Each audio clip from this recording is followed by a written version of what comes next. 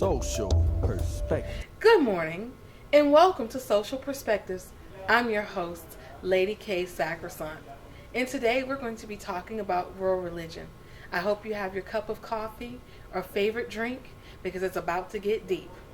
I want to introduce you to my guest today. He's two or one of the same in kind. I call him pastor, some call him bishop, others call him professor.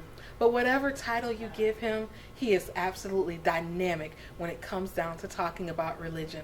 Today, my guest is Professor S.L. Walters of Valencia College, and he's also Bishop S.L. Walters of Answer Ministries International. Welcome, Bishop. Good to be here. Good It's to be a here. pleasure to have you here. It's my joy. Thank you. Oh, and one more thing. He's also one of my most favorite spiritual fathers that I have. Okay, Well- I'm not old enough to be that. Anyway, it's a pleasure to be here. It is a pleasure to have you here. Thank you. Thank you. So, tell my guests a little bit about you. Well, I was a pastor for about 15 years in a denomination. I won't mention it. And then I decided that I would leave that denomination and go out on my own. The reason is that I began to start to learn some things and began to teach some things that I felt would be somewhat uncomfortable to do in that context. For the past 8 years, I've been sort of an accidental professor. Accidental professor? Yes, Explain that to me. I never expected to ever be teaching in a classroom. And I started by doing some substitute teaching, and eventually it led to me being hired as a professor at a college here in Central Florida. And it's really expanded my knowledge base. It's given me some insights into teaching and pastoring and that I would not have had I not gone in this journey. I'm about ready to get back full time into ministry, but I don't think I'll ever let go of the classroom because I enjoy it too much. Okay, then let's dive in. I think my first question I want to ask is, what is religion today? Well, religion, again, is an interesting question. Now, coming from a Christian perspective, there you might have a specific response. But when you look at religion from a worldwide perspective, religion really is very simple. There are basically two realities that we live in every day. We call it the conditional reality and unconditional reality. This is something I teach in my classroom. Okay. And conditional reality is the reality we live in, the reality of our five senses, things that we can quantify, that we can measure, we touch and feel and see. And so that's conditional reality. There's another reality, however, when you talk about religion, called unconditional reality, that is not measurable by our five senses. And those two realities are separated, if you can imagine it, by a big wall. And what religion basically is, religion creates openings between the wall between conditional and unconditional reality where you can penetrate into the unconditional and the spiritual world. It's not the wall, it's the openings between the wall. Okay.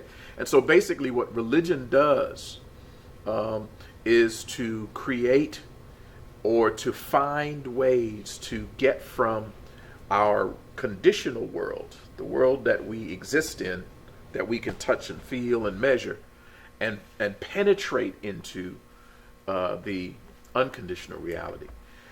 The wall isn't the religion, it's the windows, the doors, the pathway, the openings that we use to try to penetrate, whether it be prayer, fasting, meditation, or peyote, or whatever mechanism people use to try to tap into this unconditional realm. That's what religion really is. Now, I know most people typically we think about fasting and praying and tithes and offerings and givings, and then there's other religions that do sacrifices and different things, or they worship their gods or their idols. Where does religion have a medium? When you say a medium, what do you mean? Is there anything that can be found in every religion besides every religion worships a god? Well, every religion doesn't worship a god. Some religions worship many gods. Some religions worship spirit beings or ancestors. There's this assumption that there's a deity involved and sometimes there is, other times there's not. Sometimes those of us that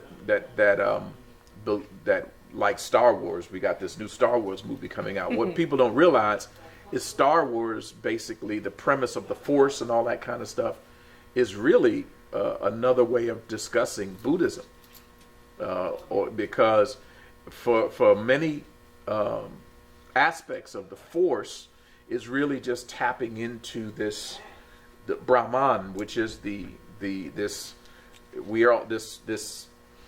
entity or this thing that we enter into collectively.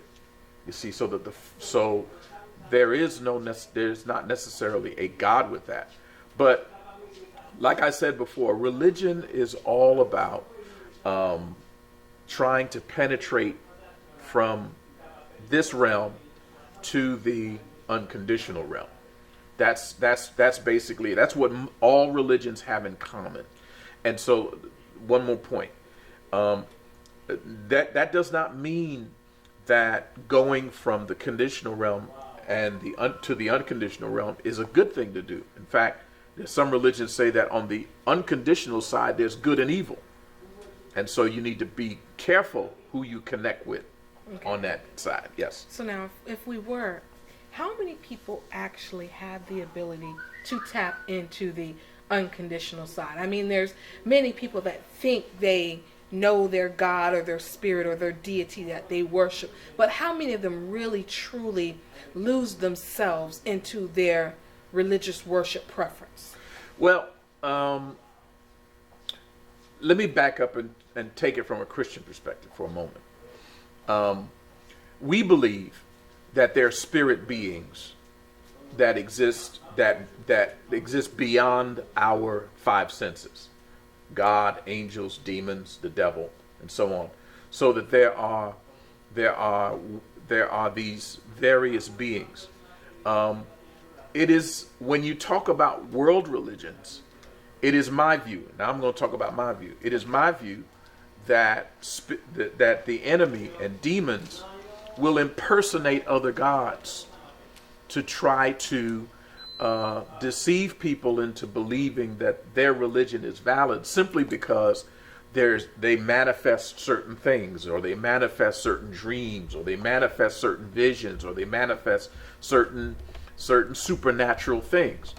And so it is my view that even though you have some supernatural manifestation, does not necessarily mean it is the true God. So the answer to your question is that all religions, to some extent, believe that they are tapping into the true God, or they're tapping into something that is going to be beneficial to them. Let's go back to the original stuff. Okay. When we go back in ancient history, one of the key aspects of religion was survival.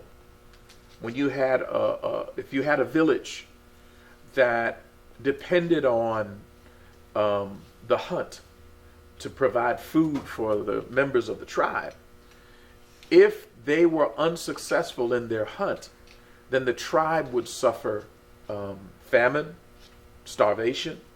And so many rituals that some of these tribes would get into would to call on these spirits to assist them in being successful in the hunt.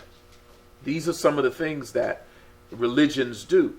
And so when we talk about tithing and offering and those kind of things, and the sacrifices that are made in that context, the same motivation is there. I have a need that needs to be supplied, and I'm asking, I'm tapping into another realm to assist me in making this, being successful in this endeavor that I'm trying to do so that I can survive. Okay. So in other words, I guess my next question would be is, you have some people, like you were saying about the tithes, the offerings, and the fasting.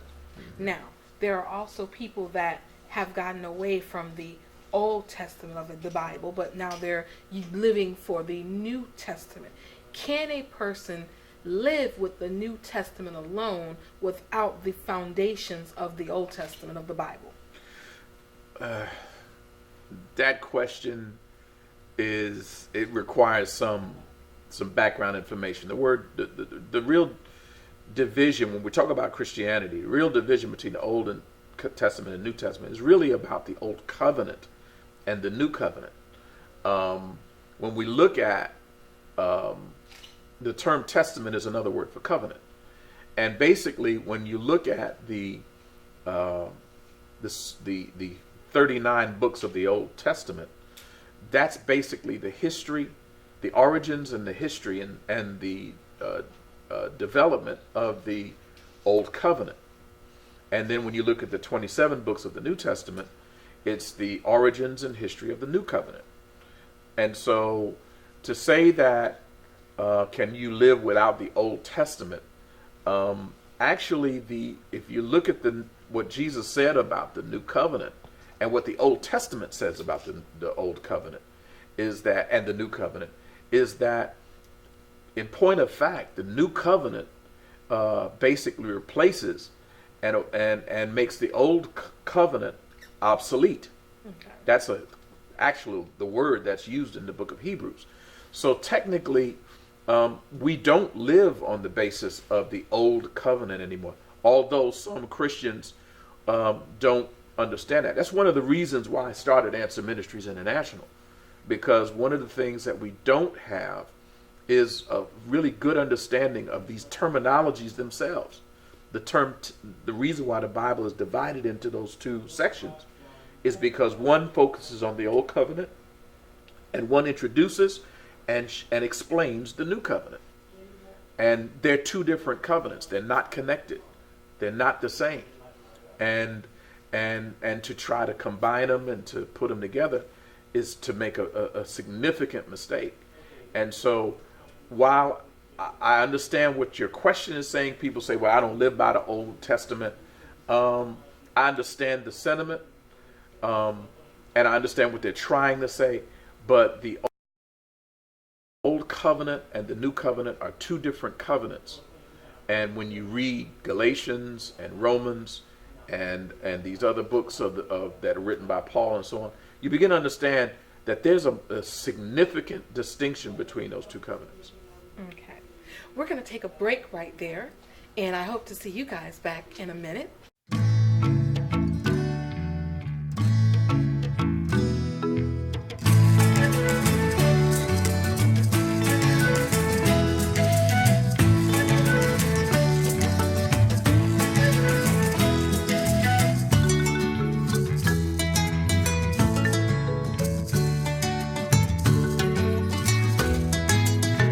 Welcome back again to Social Perspectives. I'm your host, Lady K. Sacrosanct, and we're here again with Bishop S.L. Walters of Answer Ministries International. Now I have to ask you a question. Yes, ma'am. Is the Western world in touch with what religion really is? That's an excellent question. The reason is because the Western world really does not believe that there is even an unconditional realm. They have, when you look at it, the Western world is actually denying the existence of the spiritual realm and God himself. And there's some historical reasons for that. During the Enlightenment period, this whole idea of God and religion really had a bad reputation. Through the Middle Ages, the Roman Church and the church during that period was pretty superstitious and greedy, to be real blunt about it. They had every manner of ways of trying to extort, in some instances, monies and resources from the general public. In addition to that, they were in collusion with the monarchies and the governments of Europe, to the extent that people were began to rebel. The French Revolution and so on was a part of the rebellion, not just against the monarchy and absolutist governments, but it was also against religion that basically supported and undergirded these absolutist kings and so on. And so eventually, religion, was basically pushed to the side. And a lot of beliefs. For example, religion was anti-science during the Middle Ages. Galileo was placed under house arrest and forced to recant his discoveries, scientific discoveries, because the church, which was powerful at that time, just did not want to accept those kinds of ideas. And so as the Enlightenment period began to take hold, religion began to lose its hold on the minds of first the intelligentsia and eventually the rest of society began to pull away from religion. And of course you had during that same period, you have Darwinism beginning to come in and all that kind of stuff.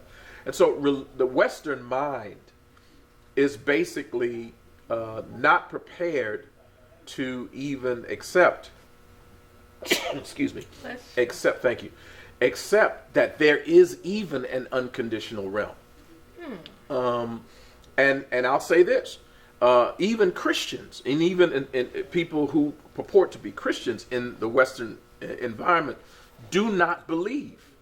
They may go to church and hear the stories and things like that. Wait a minute. What do you mean they do not believe? How can you say someone doesn't believe, but they go to church, they pray, and they say they worship their God? Well, let me put it this way. Let's just look at Judaism for a moment. Judaism, for the most part, does not even accept the first 5 books of the Old Testament anymore, the Torah. Okay? They do not accept and believe that there is life after death. They don't believe that. Judaism doesn't, for the most part, most of Judaism does not accept that. You have 3 branches. You have the Orthodox, you have the Reformed, and there's a third one, conservative. And it's only the Orthodox that still holds to some of the ideas of the first 5 books of Moses, the Torah. Judaism, for the most part, is based on the traditions and the musings of the rabbis when they were in Babylon, the Midrash, which became the Babylonian Talmud. Okay. And so there are many Jews who are literally atheists. You see? And really? So, yeah, that's true. And so when you go to the Christian community, we don't expect miracles. We don't expect to hear from God. When you watch the news media and someone says, well, I believe the Lord told me to do so and so, they're ridiculed on the air because the Western mindset does not believe that there's anything beyond this realm. If it cannot be measured, if I cannot photograph it, put it in a test tube and manipulate it, if I cannot do those things, it does not exist. That's the Western mindset. And even if you're a Christian, there are Christians who do not expect to have any kind of contact beyond the spirit, beyond this realm. Okay? And so, and this is why when you go to African countries and South American countries where there is not this disconnect between the conditional and unconditional realm, they're growing much faster in terms of religion than the Western world. Okay, then that leads me into one of my next questions.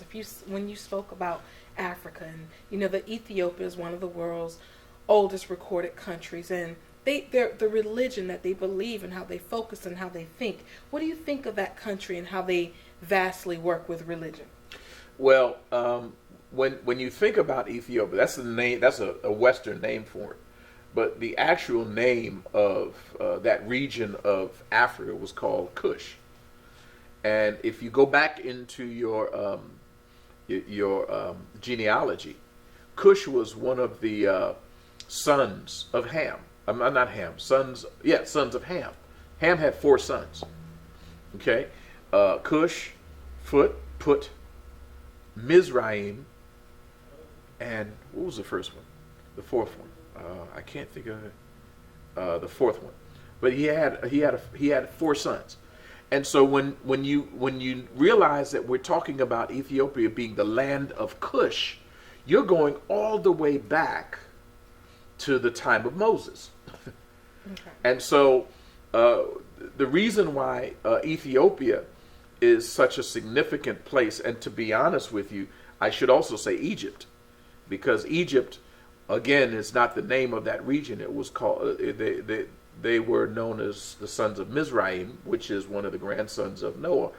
That region has a rich tradition of religion, simply because the oral, the passing down and the handing down of these ideas were not just written down, they were passed along by oral tradition.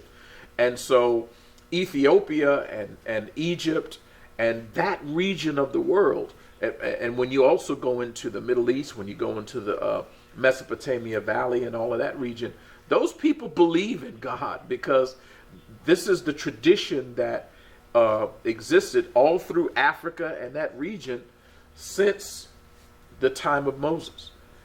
Before written history, these people were passing along the stories of their ancestors, which date back to this region, which is why you have in Mesopotamia, you have the Epic of Gilgamesh, which tells of snakes in a garden. It talks about a great flood, and even though it's not recorded, it's not recorded in the Jewish Bible, the Mesopotamia region had these myths, these stories that are just about parallel to the same stories we have with Abraham and the things we get from Moses in the books of the Old Testament. And so they have a very, very rich history. Then in addition to that, during the time of Christ, we have the Ethiopian eunuch who had an encounter with the deacon Philip, who was converted to I would say, early Christianity, which was still connected in some ways to Judaism, and brought that into the palace of the queen there in Ethiopia. And to this day, they still hold to those traditions. Back in those days, when the king or the queen converted to a particular religion, the whole country became that religion. So if the king did it, we have to follow as the people of the kingdom. Well, for the most part, yes. I mean, look at Nebuchadnezzar. When Nebuchadnezzar came to the knowledge of the Jewish God Yahweh, Jehovah, and he makes a decree over his entire kingdom about this king, that's going to have an impact on the rest of that region. And when you look at if you look at a map of the kingdom of Babylon, you're looking at almost from the Andes River all the way to Egypt and south into Arabia. And so this kind of influence of the king and the connection of the king to his religious beliefs is significant. I can point to, for example, in the 700 AD period, you have in the region of a kingdom called the kingdom of Khazaria, the king Bulan converts to Judaism, and his whole kingdom converts to Judaism. They bring in rabbis and they teach the entire region the concepts of Judaism, and that whole place becomes a bastion of Judaism that has, if you'll notice, one of the grandsons, go back into Genesis 10, of one of the grandsons of Japheth. His name is Ashkenaz. And if you check the name today of the groups that are called Jews, call themselves Jews today, the 95% of the Jews of our day are called Ashkenazi Jews, who they can be traced all the way back to that grandson of Japheth, who basically populated the region of Ukraine and that region of southern Europe, southern Russia and Eastern Europe. You see, and so that whole, it all goes back to that region. You have the Mizrahi Jews, you have the Sephardic Jews, which is another term for Spanish, and you have the Ashkenazi Jews. And Mizrahi is from Mizraim, who's a son of Ham. You see, so you have all of these names that all point back to the Old Testament and point back to Genesis. Pastor Walters, Yes. it has been a pleasure to have you here. I most definitely want to extend my right hand of fellowship and invite you back again. Yes. I must, for myself and the people, have a part 2 with you on Okay. world religion. Okay, thank you. Thank you.